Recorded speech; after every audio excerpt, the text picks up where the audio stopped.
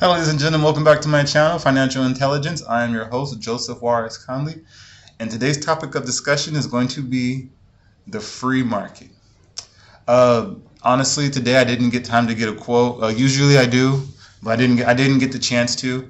But I'm pretty sure Milton Friedman and Thomas Sowell have some really good quotes on the free market. Also, it has probably some really good quotes on the free market. Probably Karl Marx as well. Probably great quotes on the free market. No, I'm just joking. Um, so before I get started, like I always say, I'm not a financial analyst. I'm not a financial advisor. I'm just a student of basic financial education.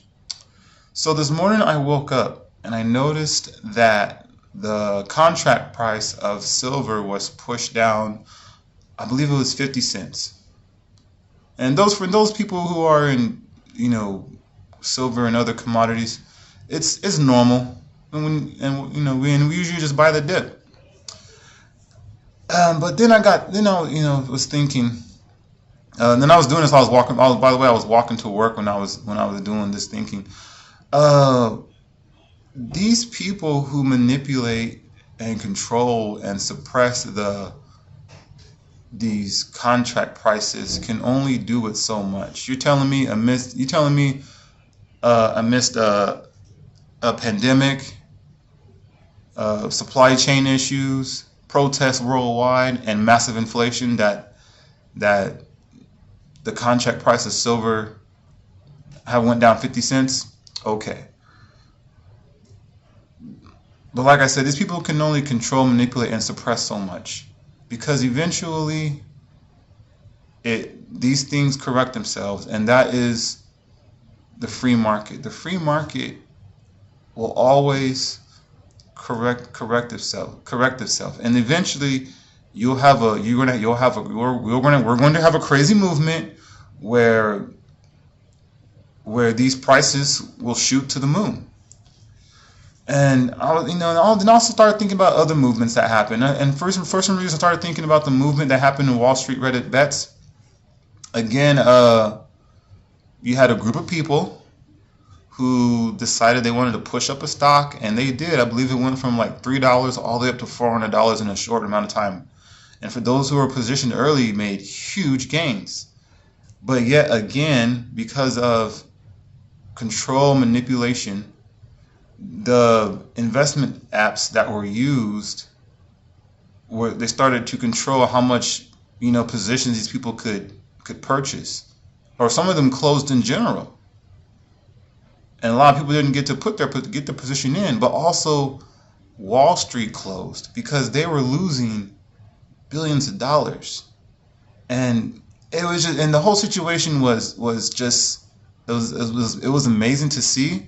But at the same time, it was truly worrisome, because you're telling me that because Wall Street and these other I guess your platforms didn't like it, so they closed them eventually. They closed them. That right there, honestly, should have caused a massive firestorm. It should have caused so much civil unrest, but it didn't. Congress didn't step in, the Senate didn't step in, obviously the government didn't step in, and that should have caused a massive movement for people to remove their positions out of the stock market. I'm talking their 401ks, their ETFs, and any other type of dollar denominated assets they have in the stock market. They should have removed everything, but they didn't. That should have caused a firestorm, because it was just probably one of the most illegal and manipulative things I've ever seen. And it's truly sad, and this continues to happen, and this is why governments and banking continue to do the same thing: manipulate and suppress and tinker and try to control the market. But they can't, and this is why we have so many recessions and depressions, because that's the free market just trying to correct itself because of all the, everything's overvalued and overinflated, and things eventually come crashing down because of the market trying to correct itself.